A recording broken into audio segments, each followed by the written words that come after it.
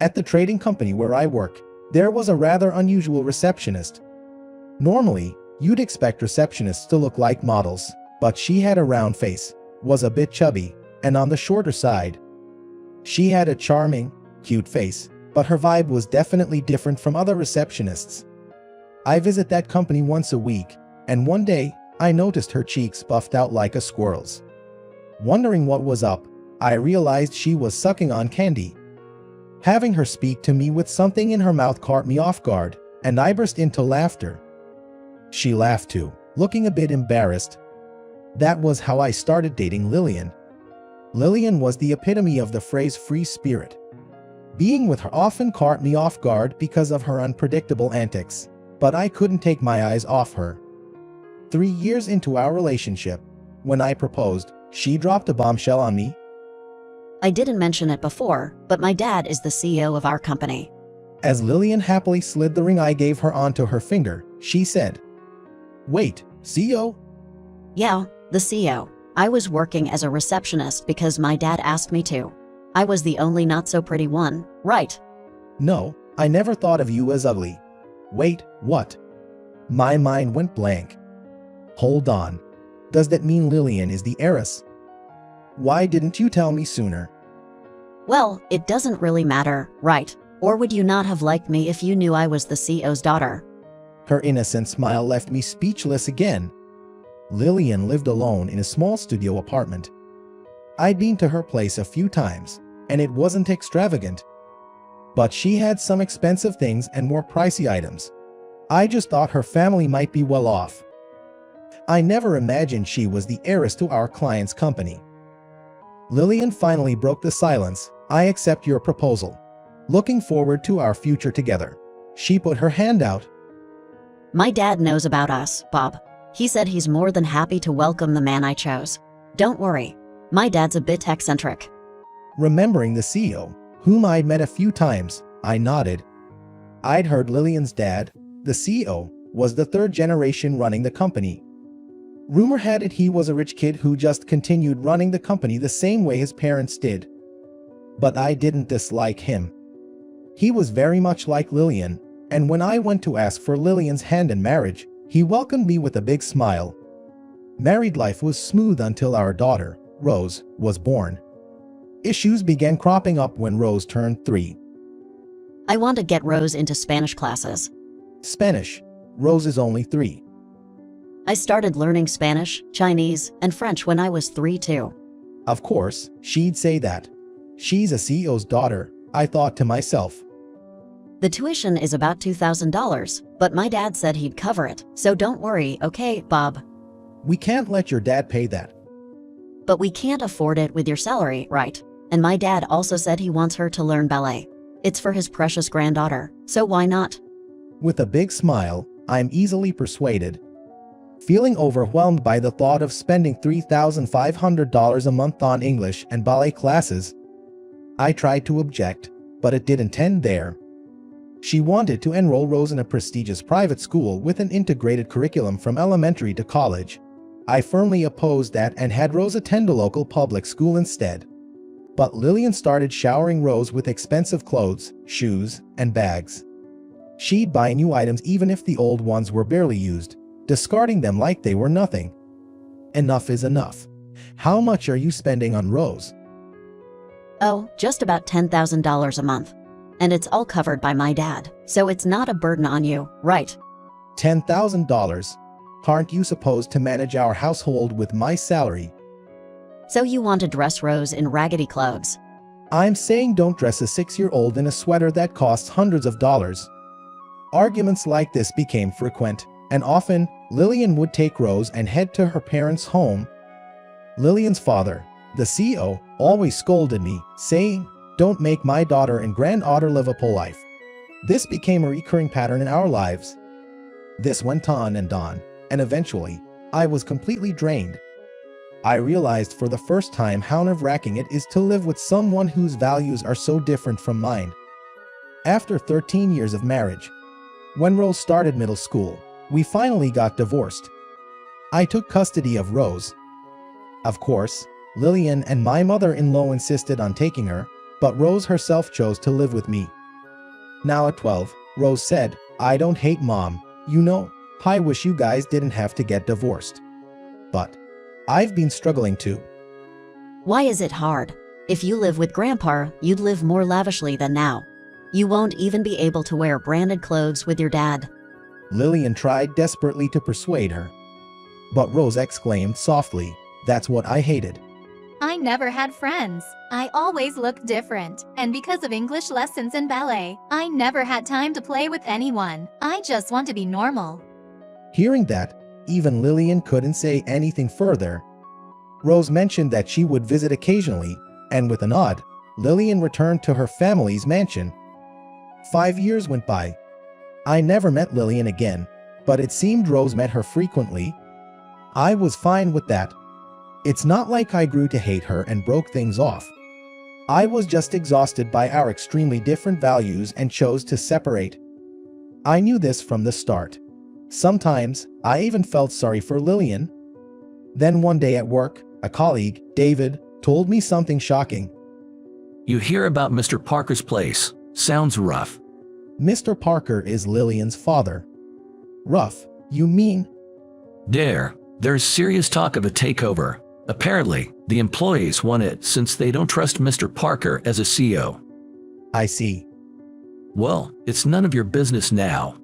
David patted my shoulder and walked away. I sighed secretly. I'd heard rumors for some time about Mr. Parker's company being taken over by a foreign corporation. Indeed, the old man, being a third-generation owner, had a bit of a laid-back attitude and some strange ideas about money. Just like his daughter, I thought. However, unlike Lillian, Mr. Parker was the CEO. It was more than just his sense of money being off. 2 months later, I learned that Mr. Parker's company was taken over and he was removed as CEO. I didn't hear a thing from Lillian, which was expected. Rose and I were in our 6th year living together. Now 18, Rose was studying hard for her college entrance exams. "Your birthday's this month, right? Anything you want?" I asked during breakfast, and after thinking for a bit, Rose said something I wasn't expecting. "I don't need anything. I just want you to visit Mom." Visit Mom? Why? She didn't answer. She seemed on the verge of saying something but stood up without a word. Never mind. It's nothing. It's clearly something. What's on your mind? It's really fine. I'll leave the gift up to you. I'm looking forward to it, okay? She then headed out, saying she was leaving. What was that about? I wondered, feeling uneasy. But I had to get ready for work, so I got up and left. The following Sunday, I drove to a large shopping mall about an hour from home. Naturally, to buy Rose's birthday gift. The mall was bustling with families on their day off, making it hard to browse leisurely. Well, what to get her? I wondered. I can't really gift my 18-year-old daughter a stuffed animal anymore. But then again, things like clothes or shoes might not match her taste, making them hard to pick. Maybe jewelry would be safe. There was a store that sold gemstones, so I decided to check it out. For Rose, born in September, sapphire is her birthstone. Welcome. A young woman in her early 20s approached. "I'm looking for a birthday gift for my daughter, but I'm not sure what to get." How old will your daughter be? She'll be turning 18. Well, these designs over here are quite popular. I looked at a few options, but none seemed to fit Rose's image. Seeing my indecision, the store associate offered, "We can custom make something for you."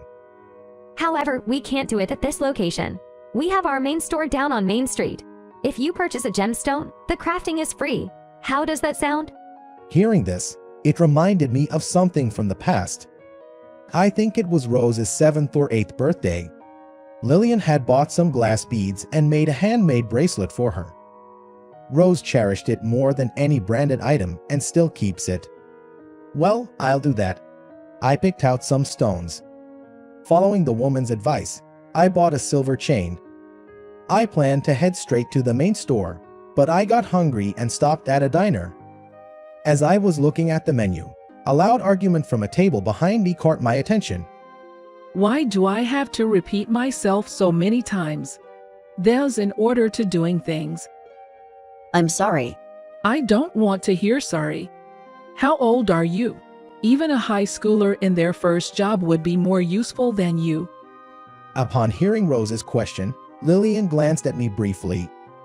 It seemed a seasoned part-timer was teaching a newbie, but the shouting was unbearable. Though I thought it might be none of my business, I didn't want to die listening to that, so I got up. Maybe you should calm down and instruct her somewhere private. This is honestly annoying for the customers. Both women looked at me. For a moment, I was stunned. Lillian? Bob. To my astonishment, the woman being scolded was Lillian. She looked nothing like her former self, with disheveled hair and skin resembling that of an elderly woman. I apologize for the inconvenience. I'll handle this immediately. A man, presumably the manager, intervened and took the other woman to the back. Lillian and I were left staring at each other. Did Rose tell you? She asked, barely audible. I shook my head. No. It's a coincidence. I was at the nearby mall and… At the mall? Yes, I was buying a gift for Rose. Hearing this, Lillian shivered as if struck by lightning. Right. It's her birthday. Tears welled up in her eyes. Hurriedly wiping them away, Lillian mumbled, I have to get back to work, and tried to leave. I quickly asked, when do you finish? I want to talk. I'll pick you up when you're done. Frantically speaking, Lillian seemed unsure but nodded. However, she eventually said, I'll be off by 5 p.m., and then vanished into the kitchen. Lillian came out from the back door, and we talked in the car. I knew her father had been fired as CEO, but I never imagined he had passed away. He never drank before, but he started drinking heavily every day, and unexpectedly passed away from acute liver cirrhosis. Not a cent was left in inheritance, just a pile of debts. As a result, the house was put up for sale, and everything from cars to boats was let go. I'm living alone now. Her forced smile was just heart-wrenching, and I couldn't help but look away. You probably think I got what I deserved, huh? Just like the grasshopper in the story of the ant and the grasshopper. Living carelessly, buying whatever I wanted, throwing things away when I was done, and before I knew it, nothing was left. She tightly gripped her knees. Her hands were chapped and worn out. I can't even buy a gift for Rose's birthday. I constantly ignored what Bob had to say. I was such a foolish wife. I'm sorry. She looked deeply sorry, and I was speechless. I don't think she got what she deserved, but it did seem like a series of inevitable consequences. However, I also felt maybe she finally realized it. Here. I pulled out a bag from my pocket that contained the stone I bought earlier and handed it to Lillian. What is it? It's Rose's birthstone. Weren't you always good with your hands? Make something for Rose with it. Me? Remember when you made that bracelet for Rose? She still treasures it. She values it more than any brand name item. Hearing this, Lillian hesitantly took the bag. I'll be back next week to pick it up. Can you do it? Lillian nodded and shed a tear. I silently waited until she stopped crying. The apartment I dropped her off at was much more run down than I had imagined. When I got home, I asked Rose, did you know about your mom's situation? Rose nodded, and I told her about our unexpected meeting earlier in the day. By the end, Rose was crying, pleading, please, Dad, help Mom out. To which I replied, I'll do what I can. Even though I said that, I wasn't sure about what to do. As harsh as it sounds, I didn't think it was right for us to get back together at this point. Instead, I wanted to help Lillian stand on her own 2 feet. Then, what seemed like a godsend, an opportunity came knocking. During lunch break, the HR manager, whom I happened to be dining with, mentioned, we're looking for someone fluent in Chinese. A translator and interpreter. We had just found out she's pregnant and suddenly quit. We're in a bind. Chinese? I remember Lillian was good at Spanish and Chinese. I know the perfect woman for the job. Not only is she fluent in Chinese, but also in Spanish and French. Could we possibly set up an interview? Really? That would be a great help. Please contact her right away and let her know we'd like her to come in. I nodded with excitement. That night, I asked Rose to get in touch with her mom. Her upbringing as a privileged young lady was finally going to pay off. Half a year passed. Lillian seemed to be working enthusiastically at our company every day. Though we work in different departments, I've heard from various colleagues about how outstanding Lillian is. Sometimes, Rose would bring Lillian home. She'd cook dinner for us, dishes like meat and potatoes or a simple vegetable stir-fry, and I couldn't help but chuckle inwardly. It was hard to believe this was the same woman who used to serve caviar and high-end steaks daily. Mom, when will you come back? Upon hearing Rose's question, Lillian glanced at me briefly. Well, She trailed off, looking down. Her once gaunt face had now filled out a bit, resembling the Lillian I once knew. Will there ever be a time when we reconcile? But I don't think that time is right now. At the very least, I want to watch over Lillian as she's finally started to navigate her life as an adult. When Mom saves up $10,000, maybe. I joked. Lillian responded, "That's a piece of cake for me." You're one to talk, Mom. If I hadn't stopped you the other day, you would have bought that Gucci wallet, right? oh well, I just thought it looked nice. On Rose's chest swayed a sapphire necklace she had made,